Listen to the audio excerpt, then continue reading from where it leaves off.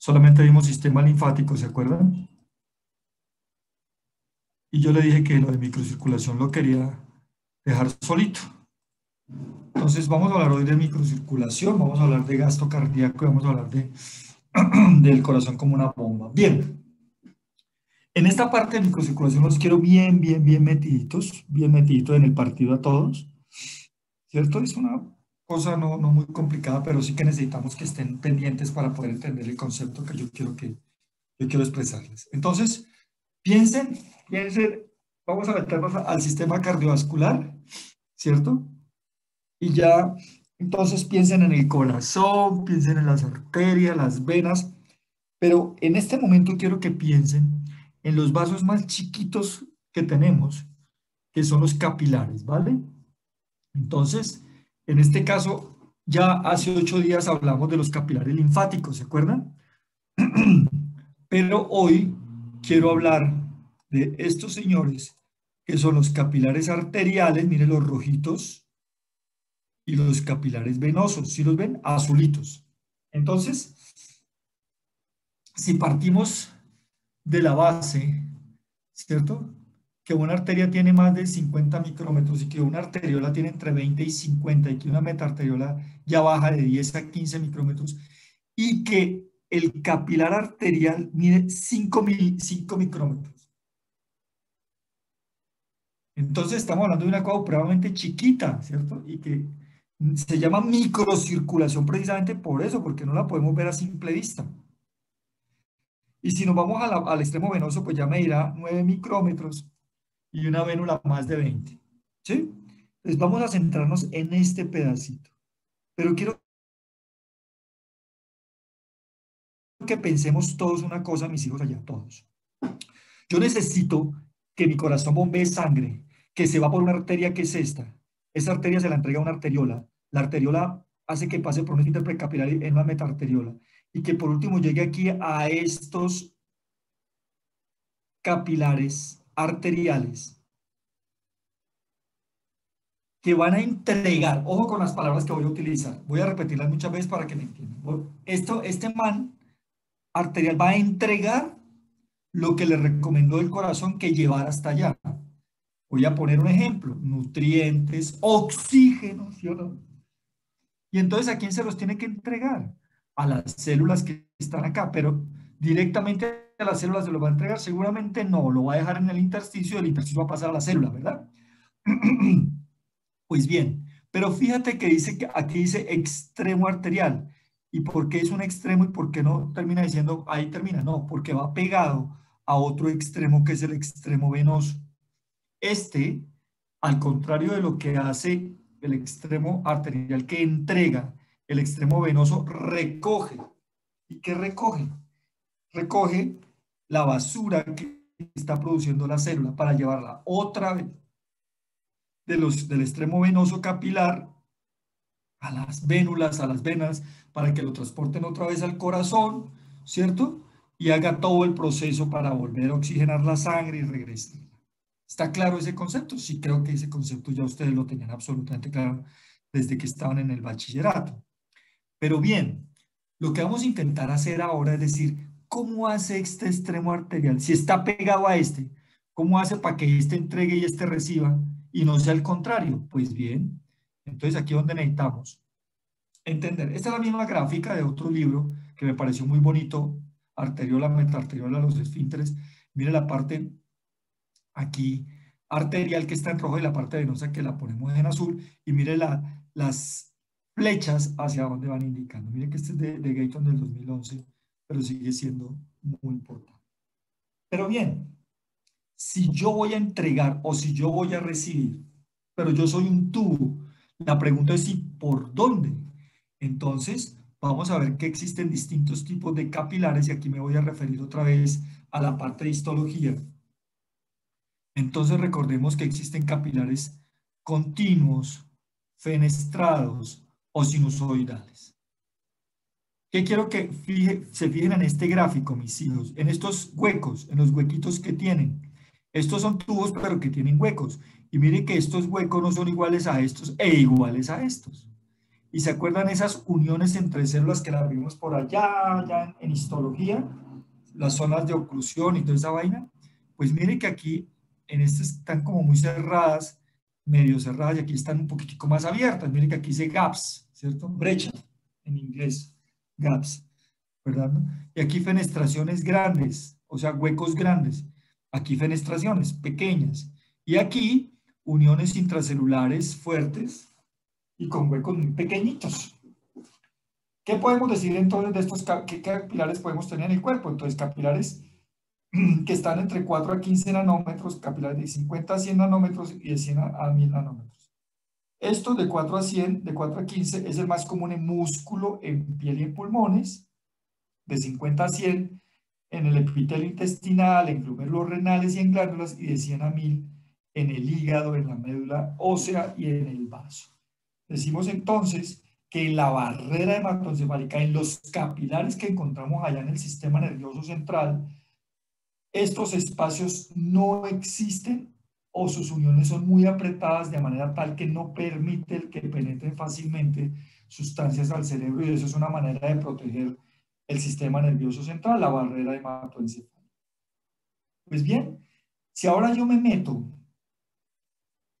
a un microscopio y me voy a ver a mayor profundidad la pared de un capilar para poder saber cómo es que uno entrega y el otro recoge, con lo que vimos al comienzo. Entonces, podemos darnos cuenta que esta pared capilar está compuesta de estas uniones y de estas cosas, ¿cierto? Entonces decimos que las sustancias hidrosolubles difunden a través de las membranas y las caveolas transportan macromoléculas. Pero ¿cuáles son las caveolas? Veamos esta pared, mis hijos. Quiero que vean esta imagen acá. Aquí tenemos espacios y aquí tenemos uno, mira la membrana basal, está la membrana basal del capilar, del capilar. Y aquí tenemos como unos huequitos, como unos redonditos, eso es lo que se llaman caveolas, son las que permiten transportar moléculas más grandes, las más chiquitas hidrosolubles podrán pasar sin ningún problema. Pero observen esta otra imagen acá, de este pedacito vamos a aumentarlo más todavía, este pedacito, mire este. ¿Y qué observamos ya?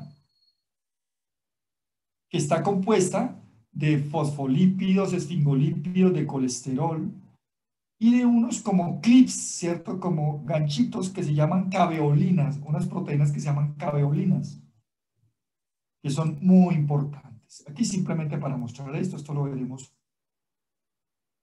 seguramente. Bueno, simplemente para recordarle que no es lo mismo si ya me voy a vasos mucho más grandes, si comparamos esto, que es un capilar, con esto, que es una vena grande o una arteria grande, ¿qué diferencia hay? Pues que sus paredes son mucho más robustas, claro, claro, claro. Pero si yo comparo la arteria con la vena, lo que puedo ver de entrada es que las paredes de las arterias son mucho más gruesas que las paredes de las venas. Miren este hueco tan grande, miren este hueco tan chiquito, pero miren esta pared tan gruesa y miren esta pared tan delgadita. ¿Por qué las paredes de las arterias son más gruesas que las paredes de las venas? Por un asunto netamente físico, y es por las presiones que soportan. La presión con la que sale la sangre del corazón es mucho más alta que la presión con que se devuelve la sangre de los tejidos hacia el corazón. Por lo tanto, las arterias deben soportar presiones más altas y para poderlo hacer necesitan paredes más fuertes. Esa es la razón anatómica, histológica y fisiológica de por qué las arterias tienen paredes más gruesas que las venas. Pero bien, sigamos con nuestro tema, que son los capilares, los vasos más chiquitos. Y entonces, si yo me voy a la minucia, y estas son las células endoteliales, las que recubren ese capilar, puedo observar que hay sustancias que pueden fluir entre célula y célula, otras que necesitan tipos de transporte a través de membranas como difusión, ¿cierto? O lo pueden hacer por vesículas o por transporte activo. Por difusión, como el oxígeno, el CO2, sustancias liposolubles. El agua lo puede hacer por estas hendiduras pequeñas, porque son, y algunos electrolitos y moléculas pequeñas también lo pueden hacer. Pero las macromoléculas necesitan esas vesículas que se llaman caveolas, o iones o moléculas pequeñas también lo pueden hacer por transporte activo. Bien, volvamos otra vez. Aquí está la pared y aquí están las distintas maneras de pasar. Esta es la misma gráfica de acá, ¿cierto? De distintos libros y de la manera como lo enfocan. Miren qué bonito es esta imagen, mostrándonos las células que recubren el capilar y miren, o sea, las células endoteliales y los huecos que hay entre esas células para poder que unos capilares entreguen y otros capilares recojan, ¿verdad? Muy bien, muy bien. Miren aquí los linfáticos. Y entonces aquí tenemos la parte arterial, la parte venosa, las células, y miren la parte arterial entregando y recogiendo, ahorita veremos esto, las células esperando recoger lo que le dé la parte arterial y entregándole a la parte venosa lo que ya no le sirva. Pero miren el papel que juegan los capilares linfáticos de lo que dejen estos dos para que este espacio intersticial permanezca seco y no se llene de líquido, entonces el paciente no termine en edema. ¿Sí? Ese es el juego que tenemos todos los días. Capilares arteriales que entregan sustancias, capilares venosos que recogen sustancias y el sistema linfático que acaba de limpiar todo para que todo quede sequito y no nos comencemos a acumular de líquido en el espacio intersticial. ¿Eh? Por eso, si ustedes se miran ahorita allá en sus casas, mírense en sus manos, a menos que hayan tenido algún trauma, alguna quemadura, alguna cosa, pues no están hinchadas, ¿cierto? ¿Por qué? Porque ese juego que yo les acabo de escribir entre capilares arteriales, capilares venosos y capilares linfáticos juegan a la perfección. Lo que vamos a entender ahorita es cómo es que juegan a la perfección. Ya hablamos del capilar linfático, vamos a hablar de la parte arterial y venosa. Esto es lo que dice acá sobre difusión de fluidos moleculares y sustancias disueltas entre capilares y fluido intersticial. Bien, ahora me voy más a la profundidad y quiero ver de qué está hecho el líquido intersticial. Miren, esto es una célula, miren el ojito acá que es el núcleo, aquí hay otra célula y aquí hay un espacio entre célula y célula que se llama espacio intersticial. Y miren aquí el capilar, ¿sí ven el capilar acá? Entonces, este man le entrega acá y este man tiene que llegar acá y acá. ¿De qué está hecho entonces ese líquido intersticial? Entonces, a eso se le llama gel tisular por filamentos de proteoglucano y líquido, vesículas libre y riachuelos, que es eso que están viendo aquí, miren, vesículas de fluido libre, rivulets of free fluid, o sea, riachuelos, que están por acá, miren, un riachuelo por acá, un riachuelo por acá, un riachuelo por acá. Bien.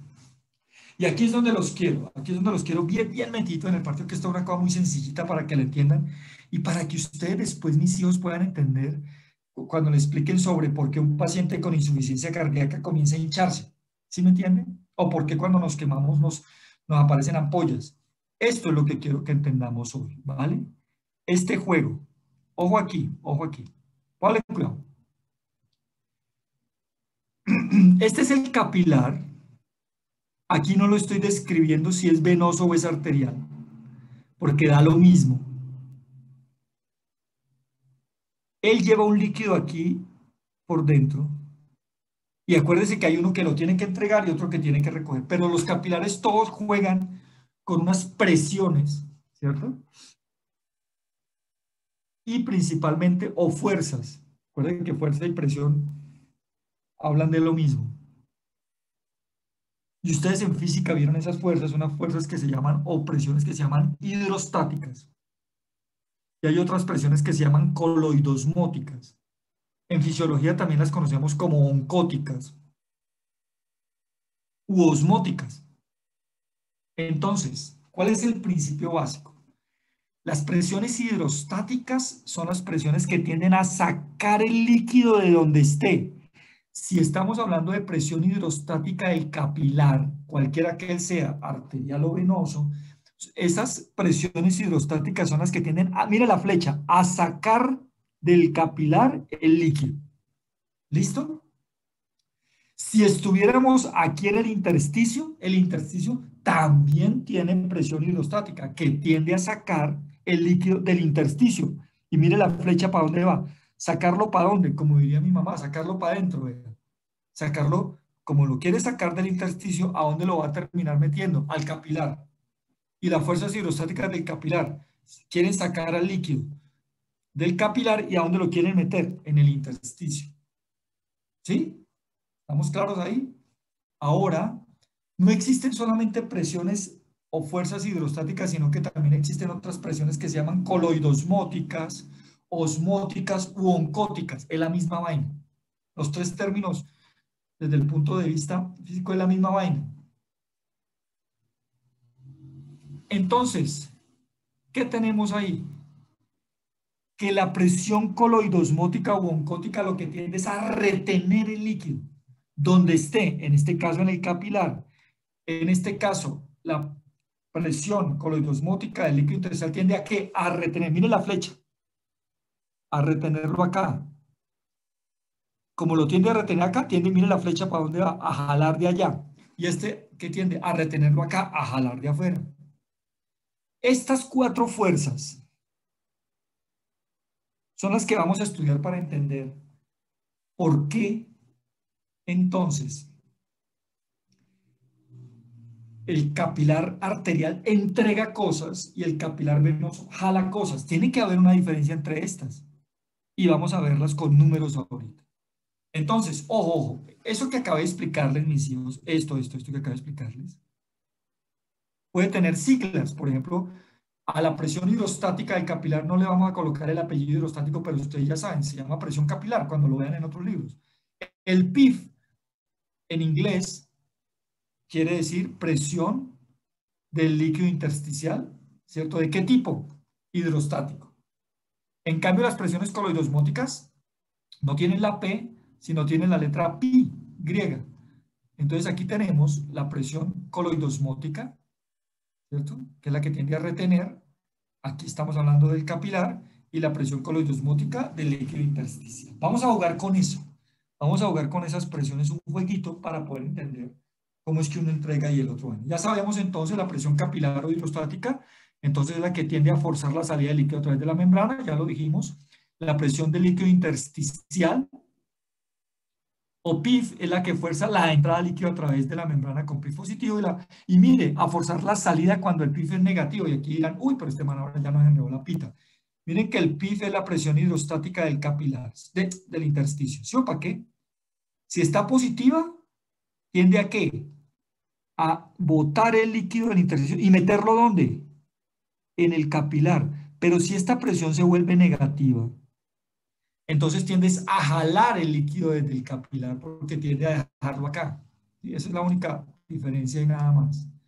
Y las presiones coloidosmóticas, pues ya sabemos, provocan osmosis al interior y provocan osmosis del líquido hacia el exterior. Esas no tienen problema. Pero aquí sí viene una cosa muy interesante. Decimos que si la presión de filtración, y entonces aquí voy a utilizar dos palabras. Ojo con estas dos palabras nuevas. Nuevas no, pues, pero para efectos fisiológicos. Filtración y absorción. Si piensan en filtrar, es que voy a entregar. Entonces ya piensen en cuál capilar es el que entrega. Si la presión de filtración neta es positiva, la de entregar, la de soltar, la de que el capilar suelte al intersticio, se llamará filtración neta de líquidos. Y si la presión de filtración neta es negativa, o sea que no quiere entregar, sino que quiere jalar hacia adentro del capilar, se llama absorción neta de líquidos al intersticio capilar. Entonces voy a parar un momentico acá. Voy a parar un momentico acá, ¿cierto? Para preguntar, para preguntar. Entonces, mi pregunta sería esta. ¿El capilar arterial filtra o absorbe? ¿Ustedes qué dicen? El arterial filtra, Filtro. Filtra, ¿sí o para qué? Y el capilar venoso absorbe. absorbe, correcto, absorbe, absorbe, absorbe. Ese es el primer concepto que tenemos que tener. ¿Listos? Bien. Aquí simple, este es un cuadrito que yo dejé ahí para la permeabilidad. Vamos a saltarnos para no molestarlos. Pero ojo aquí, esto sí lo necesito. Esto sí lo necesito. Entonces, vamos a ponerle números a esta vaina para ponerla más emocionante. Vamos a ponerle números. Las presiones coloidosmóticas, ¿se acuerda cuáles eran las presiones coloidosmóticas? La que tienden a retener dentro del vaso o el intersticio donde estemos. ¿Estamos de acuerdo? Esas presiones están determinadas por la presencia, en el caso de los seres humanos, de proteínas dentro del sitio. En el caso del vaso sanguíneo, estas proteínas son proteínas plasmáticas, principalmente tres: albúmina, globulina y fibrinógeno. Entonces, la albúmina, la globulina y el fibrinógeno, depende de sus cantidades, van a ejercer mayor o menor presión coloidosmótica. En el caso de la albúmina, que se presenta en 4.5 gramos por decilitro, ejerce una presión de 21.8 milímetros de mercurio. Las globulinas de 2.5 o 6 milímetros de mercurio, el fibrinógeno 0.302. Mire que no es proporcional, ¿no? A la cantidad, no es igual, no es proporcional, sino por esas cosas bioquímicas que ahorita no nos interesan. Si yo sumo las tres, albúmina, globulina y fibrinógeno, como principales proteínas del plasma, ¿qué presión ejercen la suma de las tres? 28 milímetros de mercurio. Para cualquier lado, ya sea para el capilar venoso o para el capilar arterial. Siempre su presión coloidosmótica va a ser constante, 28 milímetros de mercurio. Pero, aquí viene un pero muy importante desde el punto de vista fisiopatológico. Siempre y cuando ese paciente tenga buena cantidad de albúmina, globulina y fibrinógeno. Y ahí es donde necesitamos otro conocimiento que ustedes tienen, es estas proteínas. Entonces, ¿de dónde provienen? Pues de la alimentación. Y la alimentación sana, ¿cuáles son los nutrientes que tienen más albúmina, globulina y fibrinógeno? Huevo, leche. ¿Sí me entienden? Y eso es muy importante. Ustedes dirán, pero este man está loco. ¿Para qué me dice a mí eso? Mis hijos, porque donde su alimentación sea baja en proteínas, inmediatamente usted va a perder estas proteínas del plasma e inmediatamente se va a perder la presión coloidosmótica, que es la que retiene el líquido en la sangre.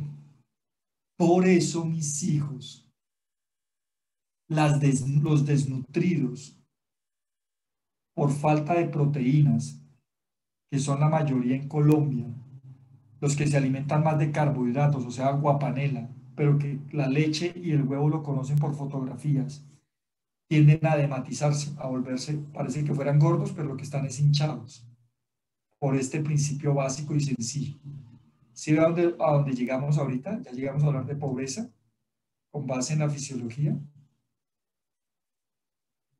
Bien, pero sigamos. Entonces, sabemos que la filtración, ¿quién la produce? Ustedes me acabaron de decir, el extremo arterial filtra, o sea, que entrega, que saca. O sea, que si yo hago una comparación entre las fuerzas que tienden a entrar el líquido al capilar y las fuerzas que tienden a sacarlo, tienen que ganar las fuerzas que tienden a sacarlo, porque estamos entregando, vamos a entregar. Entonces, vamos a hablar de las fuerzas que tienden a mover el líquido outward, o sea, para afuera, y las que tienden a moverlo para adentro, inward, ¿cierto? En inglés de Ibagué, pues para que no vamos a herir susceptibilidades aquí de nadie. Y entonces, sumemos y restemos. Entonces, si sumamos las fuerzas que tienden a mandar para afuera el líquido y las fuerzas que tienden a meter el líquido, tienen que ganar las outward, ¿sí o no? Las que tienden a sacarlo. Sumemos y multipliquemos y restemos. A ver, entonces, ¿se acuerdan cuál es la presión capilar? ¿Es hidrostática o coloidosmótica? Ayúdenme allá ustedes, porque se me van a dormir. Hidrostática. Hidrostática, ¿sí o no hidrostática? Aquí es donde quiero que practiquemos lo que... Listo. Y ojo con esta. Aquí hay trampa, aquí hay trampa.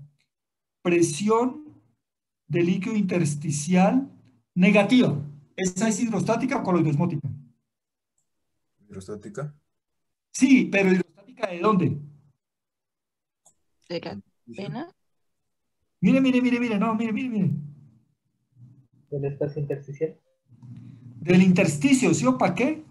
Y entonces, si yo tengo presión, ¿se acuerda que me voy a devolver? ¿Se acuerdan Que yo les dije que esta era la presión hidrostática del PIF, pero si es negativa, ¿qué? Mire, cuando es negativa, fuerza la salida, ¿de dónde? Del capilar porque lo jala para acá. ¿Sí me entiende? Entonces, miren lo interesante. Esa hace parte de las fuerzas Odward que sacan líquido del vaso sanguíneo. Y entonces está, mientras que la presión intersticial de un capilar arterial en promedio es de 30 milímetros de mercurio, la presión hidrostática negativa del intersticio es de 3. Y miren esta, la presión coloidosmótica del intersticio. ¿Se acuerdan la presión coloidosmótica del intersticio? Me voy a volver. Presión coloidosmótica del intersticio. Esa tiende a qué, mire la flecha. A meter o a sacar del vaso. Sacar. A sacar, porque es coloidosmótica la que tiende a retener aquí en el intersticio. Quiere jalarlo de allá para retenerlo acá. Entonces, todas esas fuerzas que acabamos de ver, la presión hidrostática del capilar, la presión hidrostática negativa del intersticio y la presión coloidosmótica del intersticio, todas son fuerzas que tienden a sacar líquido del capilar, en este caso del capilar arterial. Si sumamos 30 más 3 más 8 milímetros de mercurio, me da 41 milímetros de mercurio en promedio. Pero ellas no están solitas, hay fuerzas que tienden a hacer todo lo contrario, a retener el líquido dentro del vaso. ¿Y cuál es la principal? Acabamos de ver, la presión coloidosmótica del vaso, y dijimos que ¿cuánto era? 28. ¿De dónde saqué ese 28? De sumar 21.8 más 6 más 0.2 de la presión que ejerce la albúmina, la globulina y el fibrinógeno en el extremo arterial. Acuérdense que es igual para el extremo venoso. Entonces hagamos una suma algebraica. Estas son fuerzas que tienden a sacar 41 y estas que tienden a sacar. Entonces 41 menos 28, ¿cuánto da? 13. La fuerza Odward en la parte final del capilar arterial es positiva, o sea, fuerzas que tienden a sacar. Por eso el extremo arterial entrega, porque predominan las fuerzas que tienden a sacar lo que lleva a él. ¿Estamos de acuerdo? Pero si me voy al otro lado, entonces ya cambio la palabra y ya no hablo de filtración, sino que hablo de reabsorción. ¿Se acuerdan que ya les expliqué la diferencia entre filtración y reabsorción? Absorción es jalar para dentro del vaso del capilar, en este caso el extremo venoso. Entonces tengo que volver a hacer la misma suma que hicimos ahora, mis hijos. Y aquí, ¿quién tiene que ganar? ¿Las fuerzas Inward, las que quieren sacar, o las que Outward, las que quieren entrar? Pues lógicamente tienen que ganar las fuerzas Inward, las que tienden a sacar el líquido de dentro del vaso. ¿Y cuáles son las fuerzas que tienden a dejar adentro o a jalar para adentro? Pues la presión coloidosmótica, que es constante. ¿Se acuerdan que siempre es la misma, tanto en la parte arterial como en la parte venosa? 28 milímetros de mercurio dadas por la albúmina, globulina y el fibrinógeno. Pero aquí cambian, son las fuerzas que tienden a sacar el líquido. Y aquí la presión capilar venosa baja. Precisamente ya hablé hace rato cuando hablé de arterias y venas. Porque una cosa es que la sangre la bombea el corazón. Cuando la bombea el corazón, la presión llega a las arterias, arteriolas, metarteriolas, esfínteres y capilares con cierta presión. Pero cuando la sangre se tiende a devolver y tiene que subir para llegar al corazón, o bajar si estamos en... esa presión cae inmediatamente. Entonces, mientras que la presión hidrostática del capilar arterial era de 30 milímetros de mercurio, la presión capilar hidrostática del capilar venoso baja a 10. Las otras se mantienen constantes. La presión negativa hidrostática del intersticio y la presión coloidosmática del intersticio se mantienen constantes, 8 y 3. Y entonces si yo sumo las fuerzas, estas fuerzas me da 21. 21 que intentan sacar, pero ganan las fuerzas que tienden a meter, 28. Da una nueva fuerza Inward de 7. Por lo tanto, hemos demostrado matemáticamente cómo las fuerzas de filtración tienden a sacar líquido y las fuerzas, o sea, a entregar lo que traemos, oxígeno, nutrientes, al intersticio, mientras que el extremo venoso, las fuerzas ínguaras que tienden a retener y a absorber lo que hay ahí en el intersticio que dejaron las células, tienden a meterlo. Bien, esto simplemente se llama el equilibrio de Starling del intercambio capilar, que son los promedios, y los promedios en todas partes, si hacemos en todo el cuerpo, mira, aquí viene una cosa muy interesante, los promedios de las presiones capilares negativas y todo, o sea, las fuerzas Outward son de 28.3 y las Inward de 28. Esto es un promedio en todos lados. Lo que me dice es que predominan las fuerzas Outward, o sea que siempre, por más que el extremo capilar entregue y el extremo venoso jale, siempre lo hacen así. Uno entrega y el otro recibe. Siempre predominan las fuerzas.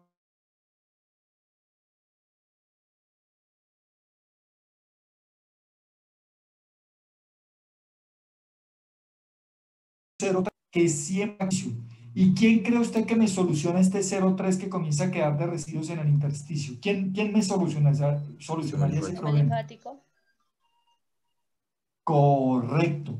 Este 0,3 me lo soluciona el sistema linfático. Ahora bien, pregunto, ¿está claro los conceptos, mis hijos? Escucho preguntas.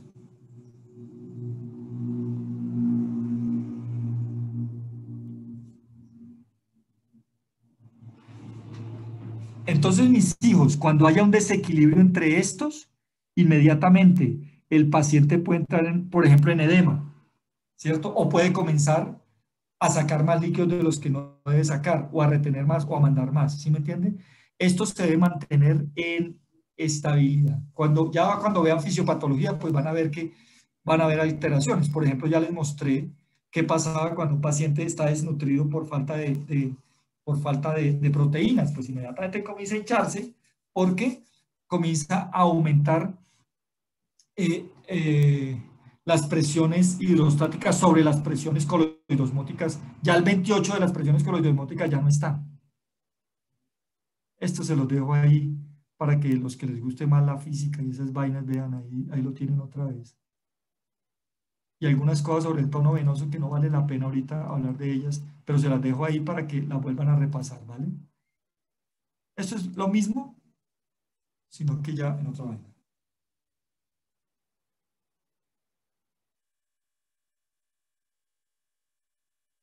Sebastián Camilo Rosero y Nicolás Velázquez.